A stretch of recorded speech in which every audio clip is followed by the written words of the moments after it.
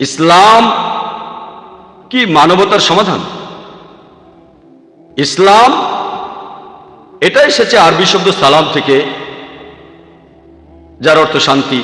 শব্দটার আরো একটা উৎস আরবি শব্দ সেলম, যার অর্থ আল্লাহর কাছে নিজের ইচ্ছাকে সমর্পণ করা। এক কথায় ইসলাম অর্থ আল্লাহর কাছে নিজের ইচ্ছাকে সমর্পণ করে শান্তি অর্জন করা। তাহলে আজকের এই আলোচনার বিষয়বস্তু হলো যে নিজের ইচ্ছাকে আল্লাহ তাআলার কাছে সমর্পণ করা, এটা কি মানবতার জন্য সমাধান? আপনারা যদি অন্য ধর্মগুলো দেখেন, অন্য জীবন দর্শন, সেখানে গুরুত্ব দেওয়া হয় শুধুমাত্র শরীরের বস্তুগত চাহিদাকে অথবা আত্মিক চাহিদাকে। বেশিরভাগ ধর্মই মানুষের আত্মিক চাহিদার উপরে বেশি গুরুত্ব দেয়। আর কিছু ইসলাম যেমন ম্যাটেরিয়ালিজম ইত্যাদি অথবা কমিউনিজম, এগুলো প্রধানত মানুষের বস্তুগত চাহিদার উপরে গুরুত্ব দেয়। ইসলাম আলহামদুলিল্লাহ দুটোকেই গুরুত্ব দেয়। ইসলাম মানুষের আত্মিক ও বস্তুগত দুই ধরনের চাহিদার প্রতি গুরুত্ব দেয়। ইসলাম দুটো দায়িত্বই পালন করে। ধর্মই মানুষের আত্মিক চাহিদার উপরে বেশি গুরুত্ব দেয়। আর কিছু ইসলাম যেমন ম্যাটেরিয়ালিজম ইত্যাদি অথবা কমিউনিজম, এগুলো প্রধানত মানুষের বস্তুগত চাহিদার উপরে গুরুত্ব দেয়। ইসলাম আলহামদুলিল্লাহ দুটোকেই গুরুত্ব দেয়। ইসলাম মানুষের আত্মিক ও বস্তুগত দুই ধরনের চাহিদার প্রতি গুরুত্ব দেয়। ইসলাম দুটো দায়িত্বই পালন করে। আর মানবতার সমাধান সম্পর্কে যদি বলা হয়, পবিত্র কোরআন হলো এই পৃথিবীর মধ্যে সবচাইতে পজিটিভ বই। কোরআন হলো মানবতার একটি ইস্তেহার। কোরআন হলো দয়া আর জ্ঞানের ফল্গু ধারা। অবিশ্বাসীদের জন্য সতর্কবাণী, বিশ্বাসীদের পথপ্রদর্শক। কোরআন সন্দেহবাদীদের জন্য নিশ্চয়তা, দুঃখী মানুষের সান্ত্বনার বাণী। এবং কোরআন হলো নৈরাশ্যবাদীদের জন্য আশার বাণী। এই পবিত্র কোরআন, এতে মানবতা আর মানুষ জাতির জন্য সমাধান রয়েছে। এভাবে যদি আমরা কোনো সমাধান পাই, তখন আমরা উৎস জানতে চাই, এর সত্যতা সম্পর্কে জানতে চাই। যেমন ধরেন আপনার জ্বর হয়েছে, তখন কেউ আপনাকে প্রেসক্রিপশন দিলে আপনি জানতে চাইবেন যে প্রেসক্রিপশনটা কে লিখেছে, সে কি একজন ডাক্তার, সে লোকটার যোগ্যতা কি। একইভাবে মানুষজন জানতে চাইবে যে এই পবিত্র কোরআনের কথাগুলো কে লিখেছেন। মানুষ জানতে চাইবে কোরআনের এই কথাগুলোর সত্যতা কতখানি। তবে এখানে আমার দেওয়ার সমাধানের কোনো মূল্য নেই, এখানে আমি মূল্যহীন। যিনি মানবতার জন্য এই সমাধান দিয়েছেন, তিনি এই মানুষ জাতির সৃষ্টিকর্তা, তিনি সব জীবজন্তুর স্রষ্টা, এই পৃথিবীর স্রষ্টা, তিনি এই বিশ্বজগতের স্রষ্টা। মানবতার সমাধান যিনি দিতে পারেন, তিনি হলেন এই মানুষ জাতির পালনকর্তা ও রক্ষাকর্তা। এছাড়াও তিনি এই বিশ্বজগতের রক্ষাকর্তা। আজকের এই আলোচনা শুরু করার আগে আমি প্রথমেই দর্শক শ্রোতাদের বলবো পবিত্র কোরআনের সত্যতা এবং এর উৎস সম্পর্কে। কোরআনের উৎস সম্পর্কে আমি সংক্ষেপে এটাই প্রমাণ করব যে পবিত্র কোরআন এটা আল্লাহ তাআলার বাণী। এছাড়াও সেই সব লোকজন যারা আল্লাহকে বিশ্বাস করে না, তাদের সামনে আমি এটা প্রমাণ করার চেষ্টা করব যে আল্লাহ অবশ্যই আছেন। যখন কোনো নাস্তিক আমার কাছে আসে আর আমাকে বলে যে সে কোনো রকম ঈশ্বরে বিশ্বাস করে না, প্রথমেই যেটা করি আমি তাকে অভিনন্দন জানাই। আপনারা ভাবতে পারেন আমি কেন নাস্তিককে অভিনন্দন জানাচ্ছি। আমি যে কারণে নাস্তিককে অভিনন্দন জানাচ্ছি সেটা হলো সে চিন্তা করে বেশিরভাগ মানুষই অন্ধভাবে বিশ্বাস করে। উনি খ্রিস্টান কারণ ওনার বাবা খ্রিস্টান, উনি হিন্দু কারণ ওনার বাবা হিন্দু, উনি মুসলিম কারণ ওনার বাবা একজন মুসলিম।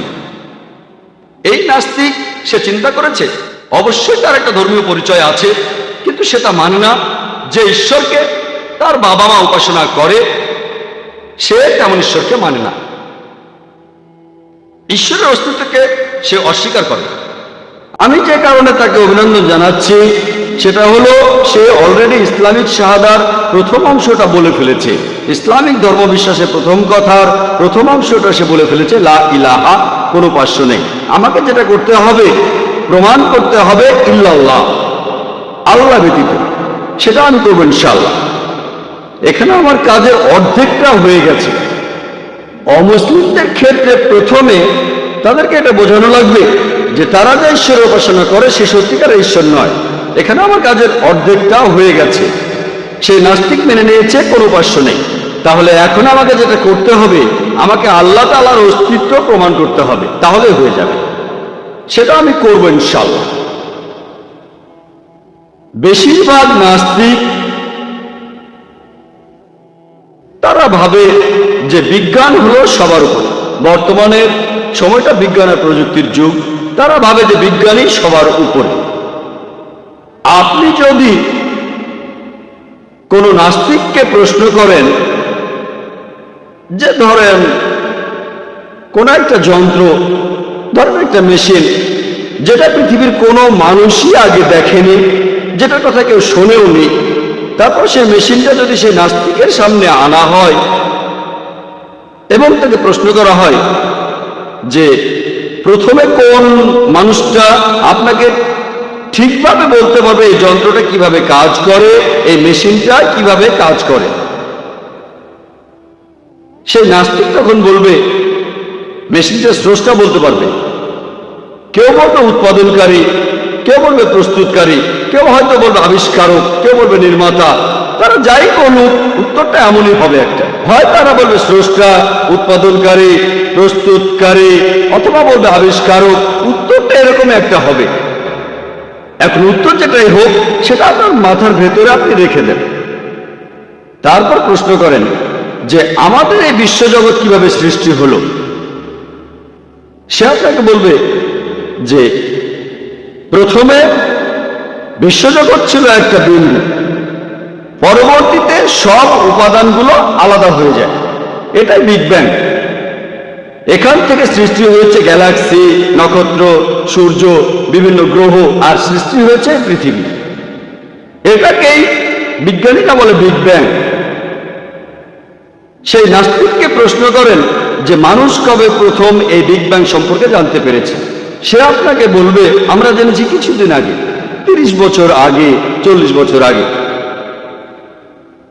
আমি তাকে বলবো যে বিশ্বজগৎ সৃষ্টি হওয়ার সম্পর্কে এই তথ্যটা পবিত্র কোরআনে খুব সংক্ষেপে বলা হয়েছে এখন থেকে 1400 বছর আগে। পবিত্র কোরআনে সূরা আম্বিয়ার 30 নম্বর আয়াতে উল্লেখ করা হয়েছে, আওয়ালাম ইয়ারাল্লাযিনা কাফারু, অবিশ্বাসীরা কি ভেবে দেখে না, আন্নাস সামাওয়াতু ওয়াল আরদা কানাতা রাতকান ফাফাতাকনাহুমা, যে আকাশমণ্ডলী ও পৃথিবী একসাথে মিশেছিল, আমি পৃথক করে দিলাম। আপনি যে বিগ ব্যাং এর কথা বলছেন সেটা পবিত্র কোরআন এখন থেকে 1400 বছর আগেই বলেছে। এই কথা কোরআনে কে বলতে পারে? সেই নাস্তিক বলবে হতে পারে আন্দাজে লেগে গেছে। তর্ক করবেন না, বলে যান আমাদের এই পৃথিবীর আকার কি। সে নাস্তিক বলবে যে আগেকার দিনে মানুষ ভাবত যে আমাদের এই পৃথিবী একেবারে সমতল। 25 বছরের সময় আগে স্কুলের বইতে এটা পড়েছিলাম আমি। কিন্তু পবিত্র কোরআন এখানে বলছে, সূরা আম্বিয়ার 33 নম্বর আয়াতে উল্লেখ করা হয়েছে, ওয়াল্লাযী খালাকাল লাইলা ওয়ান নাহারা, আল্লাহ সৃষ্টি করেছেন রাত এবং দিন, ওয়া শামসা ওয়াল কামার, সূর্য এবং চাঁদ, কুল্লুন ফি ফালাকি ইয়াসবাহুন, এবং তারা প্রত্যেকে নিজ নিজ কক্ষপথে বিচরণ করে। এখানে আরবি শব্দ ইয়াসবাহুন এর অর্থ কক্ষপথে ঘুরে বেড়ানো, অর্থাৎ সূর্য প্রদক্ষিণ করা ছাড়াও নিজ অক্ষের চারপাশেও ঘুরে বেড়ানো। আর বিজ্ঞান এখন আমাদের বলে নিজ অক্ষের চারপাশে ঘুরতে সূর্যের আনুমানিক 25 দিন লাগে। পবিত্র কোরআনে 1400 বছর আগে এই কথাগুলো কে বলতে পারেন, যেটা বিজ্ঞান আবিষ্কার করেছে এই সেদিন, যেটা জেনেছে মাত্র কয়েক দশক আগে। আমি স্কুলে থাকার সময় বিজ্ঞান এটা জানতো না। এখন পাঠ্য বইতে দেখবেন একেবারে পরিষ্কার করে বলা হয়েছে সূর্য প্রদক্ষিণ করার পাশাপাশি নিজ অক্ষের চারপাশেও ঘুরে। কোরআনে এই কথাটা কে বলতে পারেন? আর তখন দেখবেন সেই নাস্তিক একেবারে চুপ হয়ে যাবে, আপনি থামবেন না, বলে যান। বিজ্ঞান এখন আমাদের বলে যে আমাদের এই বিশ্বজগৎ ক্রমবর্ধমান, যেটা আমরা জানতে পেরেছি মোটামুটি 100 বছর আগে। পবিত্র কোরআনে সূরা জারিয়াতের 47 নম্বর আয়াতে উল্লেখ করা হয়েছে যে আমি এই আকাশকে বানিয়েছি মহা সম্প্রসারণশীল, বিশ্বজগৎ সম্প্রসারণশীল। আরবি শব্দ মুসলিম, এর অর্থ সম্প্রসারিত বিশ্বজগৎ। ক্রমবর্ধমান বিশ্বজগৎ। ইসলাম ধর্মের অনেক সমালোচক হয়তো বলবেন এটা কোনো বিশাল ব্যাপার না যে ইসলাম জ্যোতির্বিদ্যা নিয়ে কথা বলছে, কারণ সে সময় আরবরা জ্যোতির্বিদ্যায় খুবই উন্নত ছিল। আমিও তাদের সঙ্গে একমত যে আরবরা জ্যোতির্বিদ্যায় খুবই উন্নত ছিল। তবে তাদের মনে করিয়ে দেই, পবিত্র কোরআন নাজিল হওয়ার কয়েকশো বছর পরে আরবরা জ্যোতির্বিদ্যায় উন্নত হয়েছিল। তাহলে কোরআন থেকেই আরবরা জ্যোতির্বিদ্যা সম্পর্কে জেনেছিল, এর উল্টোটা হয়।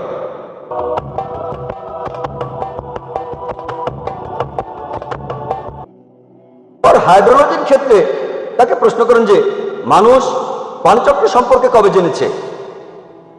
সে আপনাকে বলবে যে স্যার বার্নাম প্যালিসি 1580 সালে ইতিহাসে প্রথমবারের মতো পানিচক্রের বর্ণনা দেন। সমুদ্র হতে পানি বাষ্প হয়ে উড়ে যায়, তারপর সেটা মেঘ হয়, সেই মেঘ আকাশে ঘুরে বেড়ায়, তারপর বৃষ্টিপাত, এভাবেই পানিচক্র চলতে থাকে।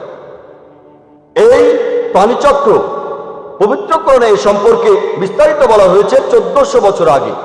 পবিত্র কোরআন আমাদের বলবে পানি বাষ্প হয়ে উড়ে যায়, তারপর মেঘ হয়, সেই মেঘ জড়ো লেগে আকাশে ঘুরে বেড়ায়, তারপর বৃষ্টিপাত, এভাবে পানিচক্র চলতে থাকে। পবিত্র কোরআন হাইড্রোলজি আর পানিচক্র সম্পর্কে বিস্তারিত বলেছে অনেক আয়াতেই। সূরা জুমারের 21 নম্বর আয়াতে উল্লেখ করা হয়েছে, সূরা রুমের 24 নম্বর আয়াতে উল্লেখ করা হয়েছে, সূরা মুমিনুনের 18 নম্বর আয়াতে উল্লেখ করা হয়েছে, সূরা হিজরের 22 নম্বর আয়াতে উল্লেখ করা হয়েছে, সূরা নূরের 43 নম্বর আয়াতে উল্লেখ করা হয়েছে, সূরা রুমের 48 নম্বর আয়াতে উল্লেখ করা হয়েছে, সূরা আরাফের 57 নম্বর আয়াতে উল্লেখ করা হয়েছে, সূরা রাদের 17 নম্বর আয়াতে উল্লেখ করা হয়েছে, সূরা ফুরকানের 48 49 নম্বর আয়াতে উল্লেখ করা হয়েছে, সূরা ফাতিরের 9 নম্বর আয়াতে উল্লেখ করা হয়েছে, সূরা ইয়াসিনের 34 নম্বর আয়াতে উল্লেখ করা হয়েছে, সূরা জাসিয়ার 5 নম্বর আয়াতে উল্লেখ করা হয়েছে, সূরা কাফের 9 ও 10 নম্বর আয়াতে উল্লেখ করা হয়েছে, সূরা ওয়াকিয়ার 68 থেকে 70 নম্বর আয়াতে উল্লেখ করা হয়েছে, সূরা মুলকের 30 নম্বর আয়াতে উল্লেখ করা হয়েছে, সূরা তারিকের 11 নম্বর আয়াতে উল্লেখ করা হয়েছে। এভাবে আমি সারাদিন ধরে শুধু রেফারেন্সগুলোই বলে যেতে পারি। পবিত্র কোরআনে পানিচক্র সম্পর্কে বিস্তারিতভাবে বলা হয়েছে। পবিত্র কোরআনে এই কথাগুলো কে বলতে পারেন 1400 বছর আগে? আপনি কিন্তু থামবেন না, বলে যান। কোরআন এরপরে বলেছে ভূবিদ্যা সম্পর্কে, যে পাহাড় পর্বত এগুলো কিলকের মতো, যাতে করে পৃথিবী ঢলে না পড়ে। পবিত্র কোরআনে সূরা নাবার 6 ও 7 নম্বর আয়াতে একথা বলা হয়েছে। এরপরে কোরআন বলছে সমুদ্রবিদ্যা সম্পর্কে। আমরা জানি যে পানি দুই প্রকার, নোনা আর মিষ্টি, কিন্তু কোরআনে এই সম্পর্কে আরো বলা হয়েছে। সূরা ফুরকানের 53 নম্বর আয়াতে উল্লেখ করা হয়েছে আল্লাহ তাআলা দুই দরিয়াকে মিলিতভাবে প্রবাহিত করেছেন, একটা মিষ্ট ও সুপেয়, আর অন্যটা সেটা নোনা ও খর। তারা মিলিত হলেও মিশে যায় না, তাদের মধ্যে রয়েছে এক অনতিক্রম্য ব্যবধান। এখন আমরা জানি যে এই বাজ্জাক পবিত্র কোরআন যেটা বলছে, বর্তমানে যারা সমুদ্রবিদ্যা নিয়ে পড়াশোনা করেছেন তারা বলেন এটা হলো একটা অদৃশ্য অন্তরাল। কোরআন এরপরে বলেছে জীববিদ্যা সম্পর্কে।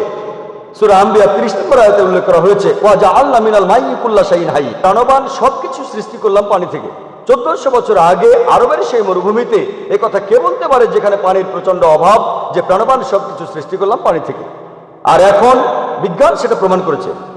এরপর উদ্ভিদবিদ্যার ক্ষেত্রে পবিত্র কোরআনে সূরা তাহা 53 নম্বর আয়াতে উল্লেখ করা হয়েছে যে আমি উদ্ভিদদের সৃষ্টি করেছি জোড়ায় জোড়ায়, পুরুষ এবং স্ত্রী।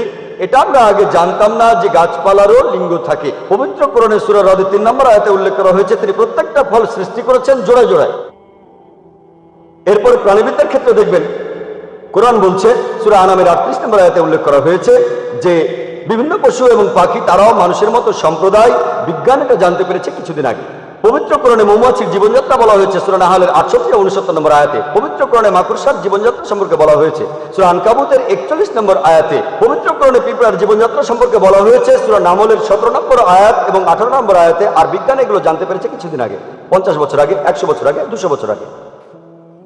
এরপর মেডিসিনের ক্ষেত্রে দেখবেন পবিত্র কোরআনে সূরা নাহলের 68 নম্বর ও 69 নম্বর আয়াতে বলা হয়েছে যে আমি মানুষকে দান করি বিভিন্ন রঙের এক পানীয়, যেটা নির্গত হয় মৌমাছির পেট থেকে, যেটাতে মানুষের জন্য রয়েছে আরোগ্য। আমাদের বিজ্ঞান কিছুদিন আগে জানতে পেরেছে যে মধু উৎপন্ন হয় মৌমাছির পেটে, আর এই মধুর মধ্যে কিছু অ্যান্টিসেপটিক বৈশিষ্ট্য আছে, তাই যুদ্ধে রাশিয়ান সৈন্যরা তাদের ক্ষতস্থানে মধুর প্রলেপ দিত। আমরা জেনেছি কিছুদিন আগে। এরপরে শরীরবিদ্যার ক্ষেত্রে পবিত্র কোরআন সংক্ষেপে গবাদি পশুর রক্ত চলাচল ও দুধ উৎপাদন সব বলেছে সূরা নাহলের 66 নম্বর আয়াতে কথা বলা হয়েছে। এরপর জেনেটিক্সের ক্ষেত্রে পবিত্র কোরআনে সূরা নাজমের 45 ও 46 নম্বর আয়াতে উল্লেখ করা হয়েছে এছাড়াও কোরআনে সূরা কিয়ামার 36 থেকে 39 নম্বর আয়াতে উল্লেখ করা হয়েছে, পুরুষের স্থলিত শুক্রবিন্দুই সন্তানের লিঙ্গ নির্ধারণ করে, যেটা আমরা জানতে পেরেছি কিছুদিন আগে। পবিত্র কোরআন ভ্রূণবিদ্যা সম্পর্কে বিস্তারিতভাবে বলেছে। সূরা আলাকের 1 নম্বর আয়াতে উল্লেখ করা হয়েছে, তিনি মানুষকে সৃষ্টি করেছেন আলাক থেকে, জোকের মতো কোনো বস্তু যেটা কোথাও ঝুলে থাকে। এছাড়াও এটার আরেকটা অর্থ হলো রক্তপিণ্ড। পবিত্র কোরআন মানব ভ্রূণের বিভিন্ন স্তর বর্ণনা করেছে বিস্তারিত, যেটা বিজ্ঞান জানতে পেরেছে কিছুদিন আগে। সূরা মুমিনুনের 12 থেকে 14 নম্বর আয়াতে উল্লেখ আছে। আমি এরকম আরো কয়েকটা উদাহরণ দেব। সাধারণত অবিশ্বাসীরা এটা বলে থাকে, আল্লাহ এটা কিভাবে করবেন? আমরা মরে গেলে আমাদের সবার দেহ তো মাটির সাথে মিশে যাবে, তাহলে আল্লাহ তাআলা আমাদের আবার কিভাবে জীবিত করবেন? সব হাড়গোড় তো ধুলো হয়ে গেছে, তাহলে কিয়ামতের দিন আল্লাহ কিভাবে আমাদের হাড়গোড়কে একত্রিত করবেন? আর আল্লাহ বলেছেন সূরা কিয়ামার 3 ও 4 নম্বর আয়াতে উল্লেখ করা হয়েছে যে তিনি শুধু অস্থিগুলোকে একত্রিত করবেন তা নয়, বস্তুত তিনি প্রত্যেক মানুষের আঙ্গুলের অগ্রভাগ পর্যন্ত পুনর্বিন্যস্ত করবেন। আপনারা জানেন যে 1980 সালে sir Francis gold fingerprinting method আবিষ্কার করেন আর বলেন যে লাখ লাখ মানুষের মধ্যেও দুইজনের হাতের আঙ্গুলের ছাপ, এমনকি লাখ লাখ লোকের মধ্যেও দুইজনের আঙ্গুলের ছাপ মিলবে না। দেখবেন যে সিআইএ, পুলিশ, সিআইডি, এফবিআই তারা অপরাধীদের ধরার জন্য ফিঙ্গারপ্রিন্টিং মেথড ব্যবহার করে। কোরআন 1400 বছর আগে বলেছেন তিনি শুধু অস্থিকে একত্রিত করবেন না, তিনি প্রত্যেক মানুষের আঙ্গুলের অগ্রভাগও পুনর্বিন্যস্ত করবেন। এবার সেই নাস্তিককে প্রশ্ন করেন যে কোরআনে এই কথাগুলো কে বলতে পারেন? একমাত্র যে উত্তরটা সে দিতে পারে যে বলতে পারেন স্রষ্টা অথবা উৎপাদনকারী অথবা আবিষ্কারক অথবা নির্মাতা অথবা প্রস্তুতকারী। এই স্রষ্টা, এই উৎপাদনকারী, এই আবিষ্কারক, এই নির্মাতা, এই প্রস্তুতকারী মুসলিমরা আমরা তাকে বলি আল্লাহ।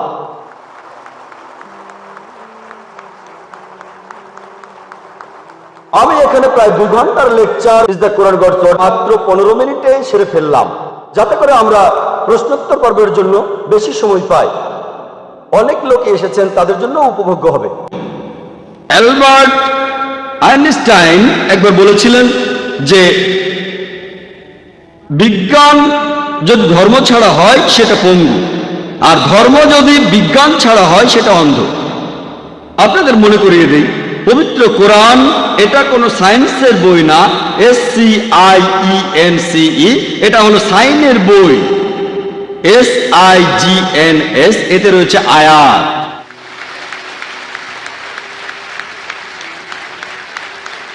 আর পবিত্র কোরআনে 6000-এরও বেশি এরকম সাইন আছে, 6000-এরও বেশি আয়াত, যার মধ্যে 1000-এরও বেশি আয়াত সায়েন্সের ব্যাপারে বলেছে। আমি কিন্তু এখানে বিজ্ঞান আর প্রযুক্তির সাহায্যে পবিত্র কোরআনের সত্যতা প্রমাণ করছি না। মুসলিমদের কাছে পবিত্র কোরআনই সবার উপরে, তবে অমুসলিমের কাছে, কোন নাস্তিকের কাছে, তার কাছে বিজ্ঞান সবার উপরে। আমি তাদের বিজ্ঞানের সাথে আমাদের কোরআনকে তুলনা করছি আর প্রমাণ করছি যে আপনাদের বিজ্ঞান যেটা বলেছে কিছুদিন আগে, 50 বছর আগে, 100 বছর আগে, 200 বছর আগে, আমাদের এই পবিত্র কোরআন একথা বলেছে 1400 বছর আগে। আর সেজন্যই এখন বিজ্ঞান ঈশ্বরকে বাতিল করে দিচ্ছে না, ঈশ্বরের বিভিন্ন ধারণাকে বাতিল করে দিচ্ছে। লা ইলাহা ইল্লাল্লাহ। এই পবিত্র কোরআন, এতে পুরো মানুষ জাতির সব সমস্যার সমাধান রয়েছে। আর এর লেখক হলেন স্রষ্টা, রক্ষাকর্তা, পালনকর্তা পুরো মানুষ জাতির আর পুরো বিশ্বজগতের।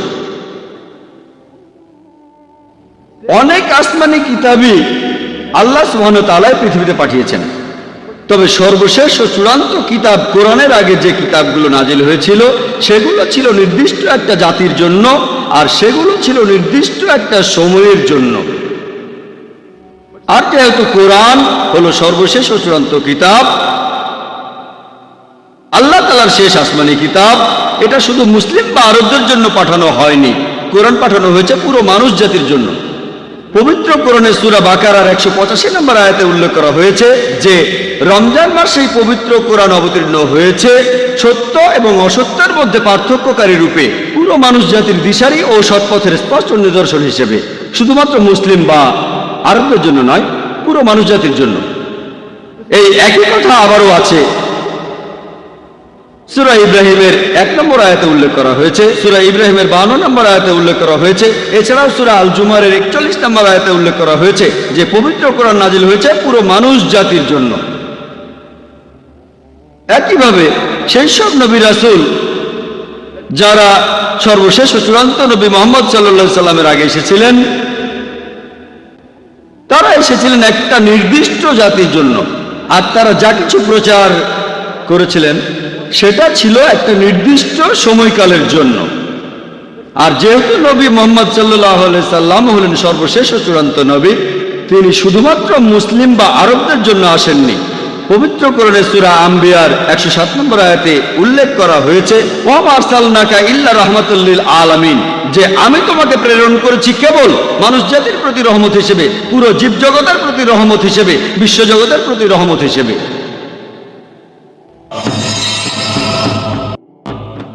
নবী মুহাম্মদ সাল্লাল্লাহু আলাইহি সাল্লাম হলেন সর্বশেষ ও চূড়ান্ত নবী, তিনি শুধুমাত্র মুসলিম বা আরবদের জন্য আসেননি। পবিত্র কোরআনে সূরা আম্বিয়ার 107 নম্বর আয়াতে উল্লেখ করা হয়েছে, ওয়া মা আরসালনাকা ইল্লা রাহমাতাল লিল আলামিন, যে আমি তোমাকে প্রেরণ করেছি কেবল মানুষ জাতির প্রতি রহমত হিসেবে, পুরো জীবজগতের প্রতি রহমত হিসেবে, বিশ্বজগতের প্রতি রহমত হিসেবে। একই কথা আবারও আছে সূরা সাবার 28 নম্বর আয়াতে উল্লেখ করা হয়েছে, ওয়া মা আরসালনাকা ইল্লা কাফাতাল লিন-নাস বাশিরা ওয়া নাজিরা, আমি তো তোমাকে প্রেরণ করেছি সমগ্র মানুষ জাতির প্রতি সুসংবাদদাতা এবং সতর্ককারী রূপে, কিন্তু অধিকাংশ মানুষই এ সম্পর্কে জানে না। আর যেহেতু বেশিরভাগ মানুষ এ সম্পর্কে জানে না, সেজন্য আমরা এরকম কনফারেন্স আর লেকচারের আয়োজন করছি। কিন্তু এখন যদি আপনারা একটু ভালোভাবে আন্তর্জাতিক মিডিয়ার দিকে চোখ রাখেন, সেখানে দেখবেন ইসলাম সম্পর্কে তীব্রভাবে মিথ্যা খবর প্রচার করা হচ্ছে। এটা দেখবেন আন্তর্জাতিক নিউজ পেপারে, আন্তর্জাতিক ম্যাগাজিনে, বিভিন্ন রেডিও স্টেশনে, বিভিন্ন টিভি স্টেশনে, আন্তর্জাতিক স্যাটেলাইট চ্যানেলে। আপনারা আন্তর্জাতিক মিডিয়ায় দেখবেন তারা ইসলাম সম্পর্কে অনেক রকম ভুল ধারণা প্রচার করছে, ইসলাম সম্পর্কে ভুল আর মিথ্যে খবর প্রচার করছে। আর নিউজউইক ম্যাগাজিনে প্রকাশিত হওয়া একটি আর্টিকেল 1979 সালের 16 এপ্রিল সংখ্যা, সেটা বলছে যে গত 150 বছর সময়ের মধ্যে 1800 থেকে 1950 সালের মধ্যে ইসলাম ধর্মের বিরুদ্ধে 60,000-এরও বেশি বই লেখা হয়েছে। যদি হিসাব করে দেখেন, যদি এই বইয়ের সংখ্যাকে দিনের সংখ্যা দিয়ে ভাগ করেন, ইসলামের বিরুদ্ধে 1টারও বেশি বই লেখা হয়েছে প্রত্যেক দিন। আর 9/11-এর পরে অর্থাৎ 2000, এটা ভগবদ্গীতার 1 নম্বর অধ্যায়ে আছে 46 থেকে 48 অনুচ্ছেদে, যে যুদ্ধক্ষেত্রে অর্জুন তার অস্ত্র রেখে দিয়ে বলল, আমি এখানে নিরস্ত্র অবস্থায় মারা যাব, কিন্তু আত্মীয়তার সাথে যুদ্ধ করব না। শ্রীকৃষ্ণ তখন বললেন, পরের অধ্যায়ের ভগবদ্গীতা 2 নম্বর অধ্যায় 2 ও 3 অনুচ্ছেদে আছে যে, হে অর্জুন, তুমি এতটা কাপুরুষ হলে কিভাবে? যুদ্ধক্ষেত্রে লড়াই করা এটা একজন ক্ষত্রিয় বা যোদ্ধার দায়িত্ব। এখানে যুদ্ধ করলে তাহলে তুমি মৃত্যুর পরে স্বর্গে যেতে পারবে। এরকম আরো কথা আমার ভিডিও ক্যাসেটে দেখবেন, টেররিজম এন্ড জিহাদ, সেখানে আমি বিস্তারিত বলেছি। কিন্তু কোরআন এমন কথা বললে অমুসলিমদের তখন সমস্যা হয়। যদি আমি এখানে বলি ভগবদ্গীতা বলছে আত্মীয়দের মেরে ফেলো, এটা শয়তানি হয়ে যাবে। তবে ভগবদ্গীতা এটা বলেছে। যদি বলি যে ভগবদ্গীতা বলছে আত্মীয়দের মেরে ফেলো, এটা শয়তানি হয়ে যাবে। প্রসঙ্গ করলে দেখবেন বলা হচ্ছে, যদি অসত্যের বিরুদ্ধে যুদ্ধ করতে হয়, যদি অন্যায়ের বিরুদ্ধে যুদ্ধ করতে চাও, সত্যের পক্ষে দাঁড়াও, এমনকি তোমার আত্মীয়দের বিরুদ্ধে হলেও যুদ্ধ করো। আর ভগবদ্গীতার এই কথার সাথে আমরা সবাই একমত। কোরআনও একই কথা বলছে। সেজন্য অমুসলিমরা যাতে ইসলাম ধর্মকে বুঝতে পারে, আমার মত অনুযায়ী এর চাবিকাঠিটা হলো যেটা পবিত্র কোরআনে দিয়েছেন আল্লাহ সুবহানাহু ওয়া তাআলা। সূরা ইমরানের 64 নম্বর আয়াতে উল্লেখ করা হয়েছে, তাআলা ইলা কালিমাতিন সাওয়াইন বাইনানা ওয়া বাইনাকুম, এসো সেই কথা যাহা আমাদের এবং তোমাদের মধ্যে এক। ইসলাম ও কোরআনকে অমুসলিমদের সামনে তুলে ধরতে যেটা বলবেন সেটা হলো যে তাআলা ইলা কালিমাতিন সাওয়াইন বাইনানা ওয়া বাইনাকুম, এসো সেই কথা যাহা আমাদের ও তোমাদের মধ্যে এক। প্রথম সাদৃশ্য কি? আল্লাহ না'বুদু ইল্লাল্লাহ, যে আমরা এক, আল্লাহ ব্যতীত অন্য কারো উপাসনা করি না। আর অরুণ সূরা তাওবার 5 নম্বর আয়াতের উদ্ধৃতি দেওয়ার পরে লাভ দিয়ে চলে গেছেন 7 নম্বর আয়াতে। এর কারণটা জানেন? 6 নম্বর আয়াতে এই প্রশ্নের উত্তরটা আছে। সূরা তাওবার 6 নম্বর আয়াতে উল্লেখ করা হয়েছে যে যদি পৌত্তলিকদের মধ্যে কেউ, যদি অবিশ্বাসীদের মধ্যে কেউ, তোমাদের শত্রুদের মধ্যে কেউ আশ্রয় প্রার্থনা করে, যদি শান্তি চায়, তাদের শান্তি দাও, যাতে করে তারা আল্লাহর বাণীগুলো শুনতে পারে। তারপর তোমরা তাদের নিরাপদ স্থানে পৌঁছে দাও, কারণ এই লোকগুলো তারা কোনো কিছুই যারা জানে না। এ কথা কোরআন বলছে না যে তাদের ছেড়ে দাও। বর্তমানে শত্রু শান্তি চাইলে কোনো আর্মি জেনারেল খুব বেশি হলে বলবে আচ্ছা তাদের যেতে দাও। কোরআন কিন্তু কথা বলছে না। কোরআন বলছে তাদের নিরাপদ কোনো স্থানে পৌঁছে দাও। কয়েক মাস আগে একটা লেকচারে আমি এই কথাটা বলেছি। সেখানে এক অমুসলিম ভাই আমাকে বললেন, ভাই জাকির, আপনিও তো প্রসঙ্গ ছাড়া বলছেন, আপনি তো সূরা তাওবার 5 নম্বর আয়াতের পুরোটা বললেন না। পুরো আয়াতটা বলছে মুসলিমদের যে যুদ্ধক্ষেত্রে কাফিরদের দেখলে হত্যা করা, মেরে ফেলবে, আর যুদ্ধের সর্বাত্মক প্রস্তুতি নিয়ে তৈরি থাকবে। এরপর সেখানে বলা হয়েছে কিন্তু যদি তারা তওবা করে, আর যদি তারা নামাজ পড়ে, সালাত কায়েম করে, আর যাকাত দেয়, তাহলে তাদের ছেড়ে দাও, কারণ আল্লাহ অনেক ক্ষমাশীল, পরম দয়ালু। তিনি বললেন, বলা হয়েছে শুধুমাত্র তারা ইসলাম গ্রহণ করলে তাদেরকে ছেড়ে দাও। অনেক সময় ব্যাখ্যা করাটা কঠিন, হয়তো কয়েক ঘন্টা সময় লেগে যেতে পারে। যদি সবাই বলেন আমি একজন ম্যারাথন স্পিকার, আমি তখন সেই ভাইকে বললাম আরো কিছুটা ব্যাখ্যা করার সুযোগ দিলেন বলে ধন্যবাদ। সূরা তাওবার 5 নম্বর আয়াতে বলা হয়েছে যে অবিশ্বাসীরা যদি তওবা করে আর সালাত কায়েম করে এবং যাকাত দেয়, অর্থাৎ সে যদি মুসলিম হয়ে যায়, তাহলে তাকে ছেড়ে দাও। তারা মুসলিম হয়ে গেলে তাদের ছেড়ে দাও। কিন্তু 6 নম্বর আয়াত বলছে যদি সেই অবিশ্বাসীরা আশ্রয় প্রার্থনা করে, শান্তি চায়, তাদের শুধু ছেড়েই দিও না, নিরাপদ কোনো স্থানে পৌঁছে দাও। তারা মুসলিম হয়ে গেলে তাদের ছেড়ে দাও। কিন্তু যদি সে ইসলাম গ্রহণ না করে আর শান্তি চায়,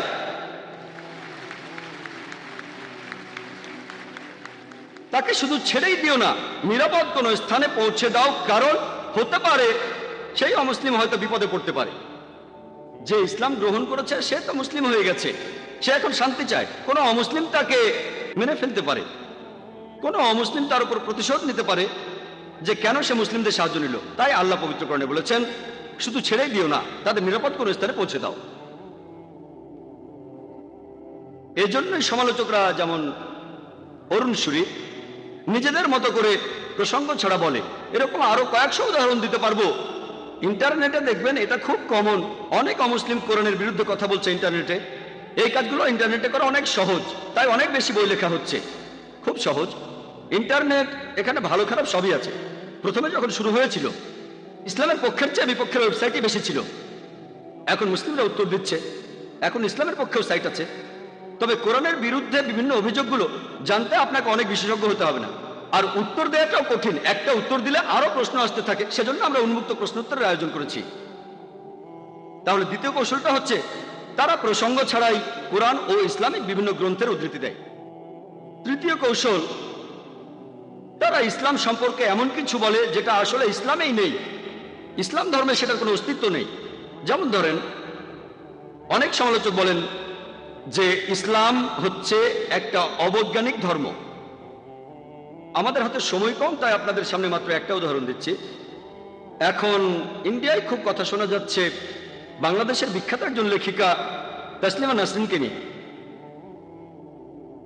তিনি বলেছেন যে কোরআনে নাকি বলা হয়েছে যে সূর্য পৃথিবীর চারপাশে প্রদক্ষিণ করে, আর এরকম কাল্পনিক বইয়ে বিশ্বাস করলে মুসলিমরা কিভাবে সামনের দিকে এগোবে।